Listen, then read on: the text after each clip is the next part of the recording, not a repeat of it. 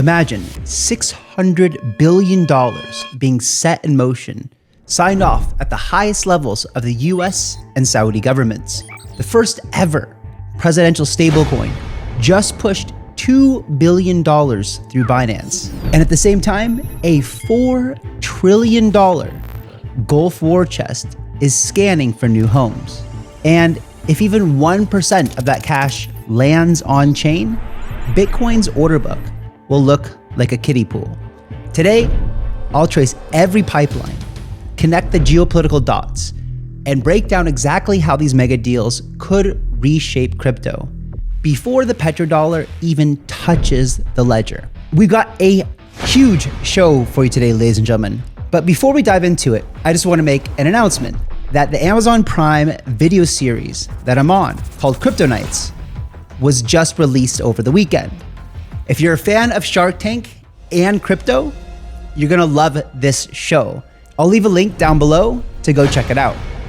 If you like this show, please do us a favor and give it a thumbs up and leave a comment directly on Prime Video. The algorithm there is similar to YouTube. So the more love you show, the more people will see the show. It's a free and easy way to help the channel, and I'd really appreciate it. And while you're at it, please destroy that like button on this video. And if you're not subscribed to the channel already, please do so, because I truly believe there's no other place to get groundbreaking geopolitical and macro news that keep you ahead of the crypto markets like this channel. Okay, now without further ado, let's get into the massive past few days that are reshaping the global financial world and our beloved crypto markets. America's power plays have changed. Now, it's capital, not conflict, shaping the map. May 13th in Riyadh wasn't just another diplomatic handshake. President Trump stood shoulder to shoulder with Gulf royalty and declared the region America's new growth partner, then unveiled a $600 billion investment package spanning defense, AI, and infrastructure. For decades, petrodollars from the Gulf quietly recycled into US Treasuries, barely making a ripple. Now, that entire flow is being rewired toward productive American assets, and every dollar that used to chase bonds is now free to hunt for returns. So where does this surplus capital go when Gulf Treasuries want non-correlated long-term upside? Well, the asset with the cleanest, most reliable, decade-long record is Bitcoin. This is the start of a tidal wave of real money, and the rails for that money are already being built. Forget theory. Sovereign money is already on the move. And the test run, that was bigger than most altcoin market caps. At Token 2049 in Dubai, we saw something historic. Zach Witkoff, World Liberty's co-founder, recently stepped on stage in a room packed with sovereign wealth executives and announced USD1, a fully regulated, KYC'd, dollar-backed stablecoin bearing the Trump family crest, had just settled a $2 billion stake from Abu Dhabi's sovereign-backed MGX into Binance. Let's unpack why that's groundbreaking. USD1 was designed with the explicit goal of giving institutional capital a compliance-cleared, Washington-blessed pathway into crypto. It's dollar-backed, transparent, every transaction tracked, and every player on both sides fully verified. Now, a single clean $2 billion transfer on day one didn't just prove that these rails can move sovereign-sized money, it overwhelmed a full day's worth of new Bitcoin supply in just one shot. The precedent is set. Not only can these pipes carry massive volumes, like basically unlimited, but they can also do it in a way that satisfies every regulator from DC to Abu Dhabi. The doors, ladies and gentlemen, they're open. And that's just the beginning. Let's put real weight behind those headlines, because when the Gulf moves, the whole market feels it. Now let's talk about the magnitude of what happens when the Gulf's sovereign wealth giants start to play.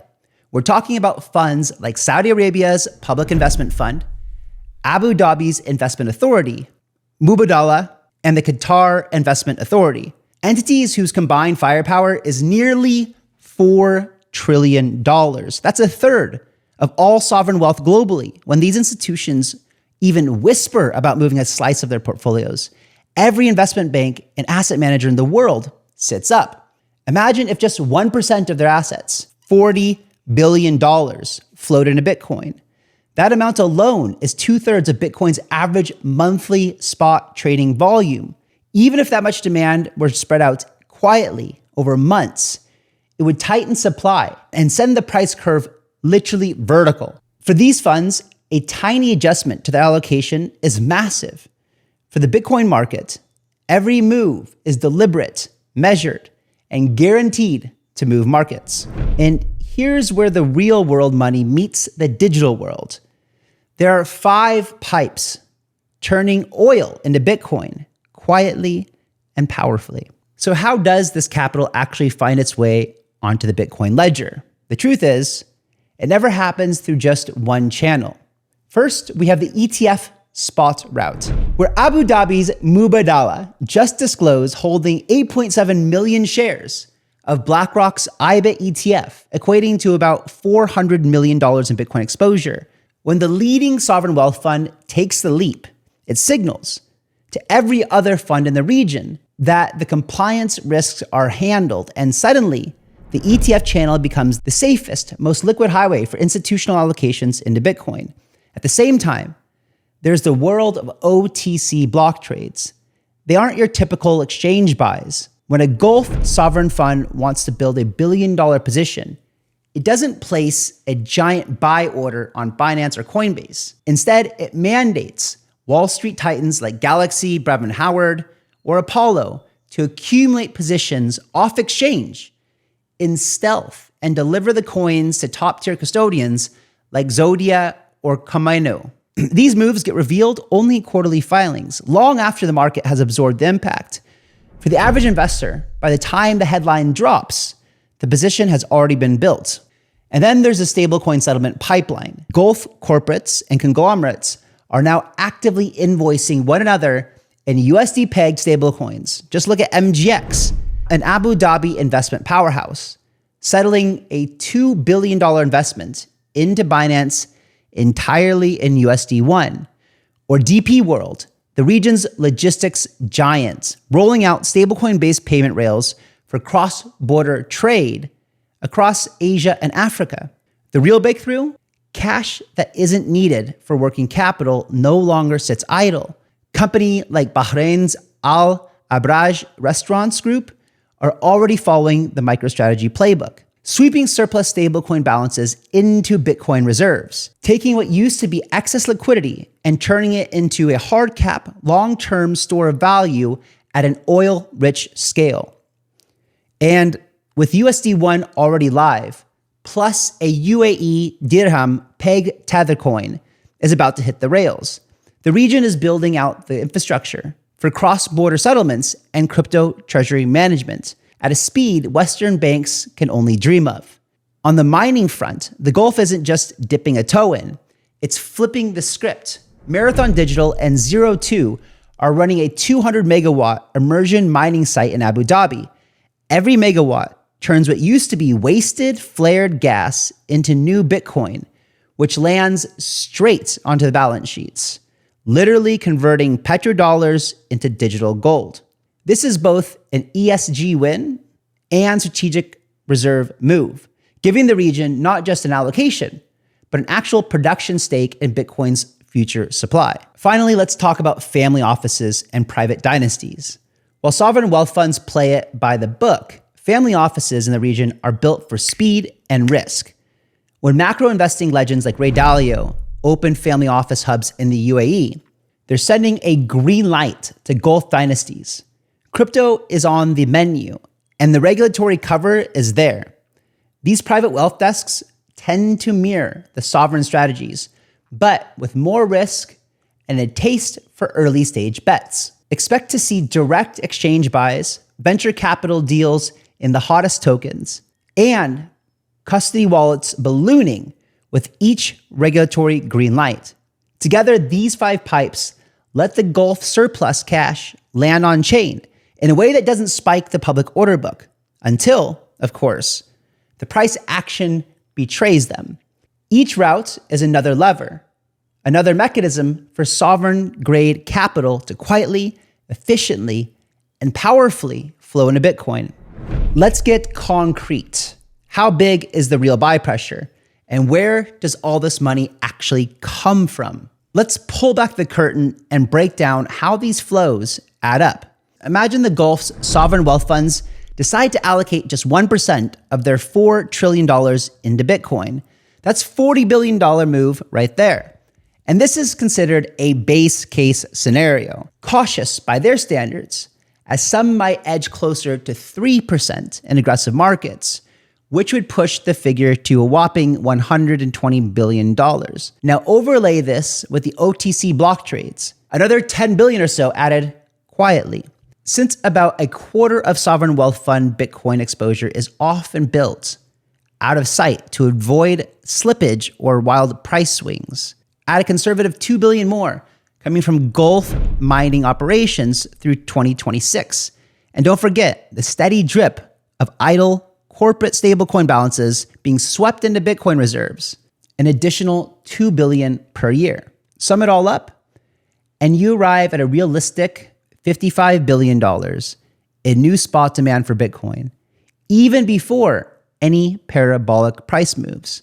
This is like taking the entire Bitcoin supply and draining months worth of liquidity out of the market, all because a handful of nation-scale investors have decided to reallocate a tiny fraction of their portfolios.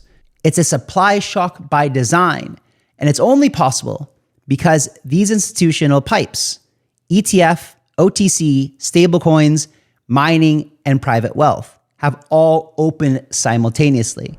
While Wall Street watches the dollar, the Gulf is quietly building the rails for digital dirham dominance. Here's a catalyst almost nobody is watching. The UAE alone does $1.4 trillion in annual trade. If just 3% of those invoices move onto an AED-pegged stablecoin, that's $4.5 billion of float instantly created in the region. Layer in remittances from the global workforce, retail fintech balances, and regional spillover from other GCC nations, and you're looking at $6 to $7 billion in stablecoin market by 2027, easily. Push that trade penetration to 5%, and now you've got $10 billion of new on-chain capital. Why does this matter for Bitcoin? Because as soon as Gulf corporates and family offices get used to handling digital dirham, it's a small leap to start sweeping 10% of their idle balances into BCC every quarter. That's another $600 million to $1 billion a year, providing a slow but relentless bid on Bitcoin that keeps regional liquidity deep and helps seed the future of Bitcoin dominance. And I'll just explain a little bit clearer. So for every dollar, dirham, whatever, fiat currency that leaves the old TradFi world and makes it on chain through stablecoin, Bitcoin, or anything else, adds to the total crypto market cap. And eventually, these stablecoins will flow from dirham or USD denominated into Bitcoin. What percentage? We don't know exactly, but eventually it will make its way in as risk appetite increases, as more businesses and governments and sovereign wealth funds get more comfortable with Bitcoin. And remember, it's always a gateway, essentially. And everyone wants to dip their toe in at first. They want to allocate 0.25%. It starts doing well. They want to then allocate 0.5% and then 1%. And then they really dig into it, understand the value of Bitcoin. They become orange-pilled. And then that's when they start coming a little bit heavier and go from 1% to 2% to 3%. And then they understand the true potential and probably will max out from somewhere between 5 and 10% eventually. I think that'll take 5 to 10 years, but I think it will happen. Now, just because the flow is open, it doesn't mean that it can't be shut off. Politics remains the ultimate wild card. But for now, let's stay clear-eyed or laser-eyed. Nothing in global markets is risk-free. Already, Senate Democrats are drafting resolutions to block UAE arms deals and are demanding the Trump family divest or separate themselves from USD1, framing it as a conflict of interest. All it takes is one lawsuit, one sudden AML clause or anti-money laundering, and Gulf crypto inflows could freeze overnight. The upside, though, is enormous, but you need to know your exit triggers. In this game, those who ride the first wave of capital are the ones who win. Those who wait for the headlines are left treading water. Right now, the Middle East is a spark, but the wildfire, it's global. Crypto's new narrative is being written by every major power on Earth. Let's step back for a second and see how all of these threads are converging. The US election cycle is putting crypto diplomacy front and center, with Trump's Riyadh pivot sending a clear message. The world's new economic alliances will be built on blockchain rails, not just on oil and treasuries. Meanwhile, every time Senator Warren or her colleagues drop a new regulatory broadside, they introduce more volatility, but also more validation. The BRICS countries, Brazil, Russia, India, China, and South Africa, are fast-tracking plans for gold and oil and other hard asset-backed settlement currency. Every step they take away from dollar dominance only pushes more reserve managers toward a non-sovereign hedge, which today, that means Bitcoin.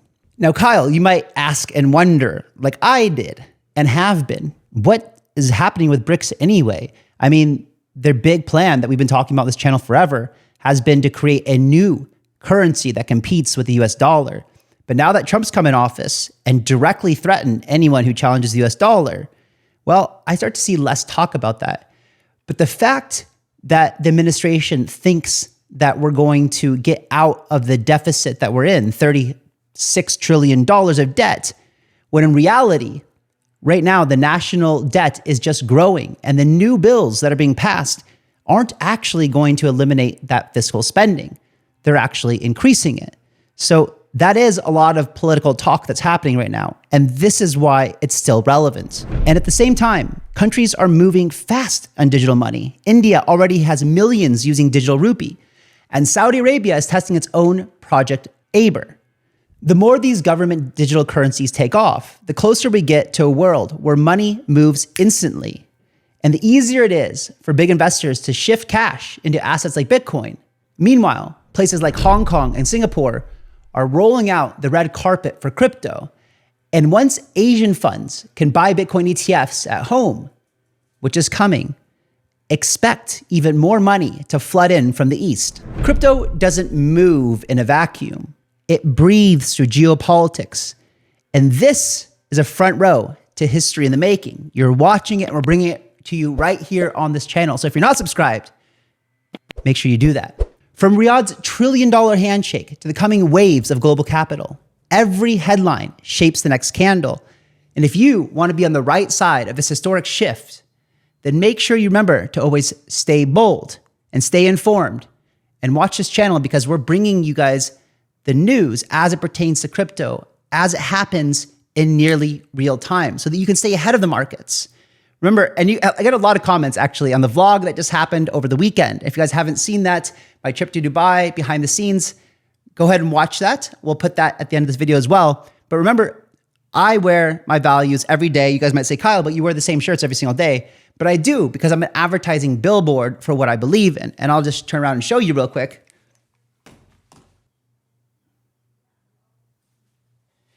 These are the things that I believe in. B, benevolent, do no harm. O, open or open, transparent, like blockchain, right? L for love, love what you do, be loyal and loving. And that's passion, have passion for what you do. And if you do, get into this because this is the biggest shift next to AI that's happening around the world.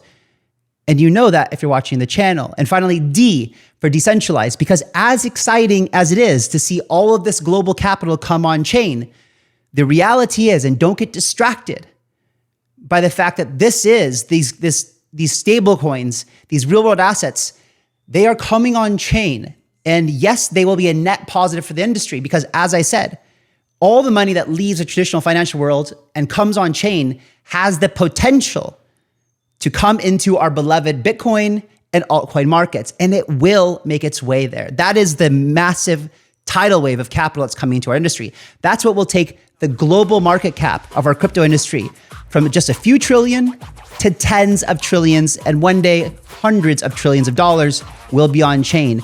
And you better believe it, as this becomes more normalized throughout the world, as more governments give approval, as we get regulatory clarity, that money will come into Bitcoin and our altcoins. So remember, guys, be bold, and I'll catch you on the next one. See ya.